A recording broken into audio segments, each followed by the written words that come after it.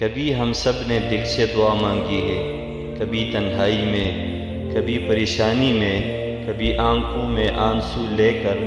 لیکن کیا ہم جانتے ہیں کہ دعا کیسے مانگنی چاہیے؟ حضرت ابو ہریرہ رضی اللہ تعالی عنہ روایت کرتے ہیں کہ نبی کریم صلی اللہ علیہ وسلم نے فرمایا،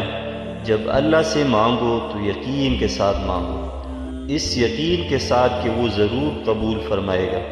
اور یاد رکھو اللہ اس شخص کی دعا قبول نہیں کرتا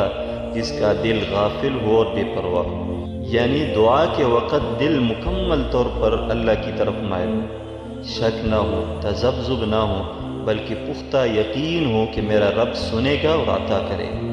کیونکہ جس دعا میں یقین نہ ہو وہ بے جان ہوتی ہے۔ نبی کریم صلی اللہ علیہ وسلم نے فرمایا، جب تم میں سے کوئی دعا کرے تو یوں نہ کہے اے اللہ اگر تو چاہے تو مجھے بخش دے، نہیں،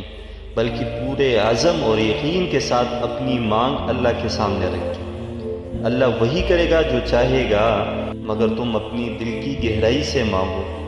مانگنے کا انداز فقیرانہ ہو، مگر دل میں یقین ہو کہ میرا رب دے گا۔ ایسا نہ لگے کہ ہم اللہ پر کوئی احسان کر رہے ہیں، بلکہ یہ جتانا ہوگا کہ میرے مولا تیرے سوا میرا کوئی نہیں ہے۔ نبی کریم صلی اللہ علیہ وسلم نے فرمایا، جو چاہے کہ اس کی دعا مصیبت کے وقت قبول ہو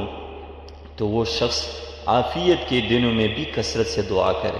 یعنی صرف مشکل وقت میں نہیں بلکہ خوشی، آرام، سکون کے وقت بھی اللہ سے مانگنے کی عادت بنا۔ جو ہر حال میں رب سے جڑا رہتا ہے اس کا دل اللہ سے قریب رہتا ہے، اور جب وہ مشکل میں ہاتھ اٹھاتا ہے تو وہ دعا اللہ کے ہاں خاص اہمیت رکھتی ہے۔ آئیے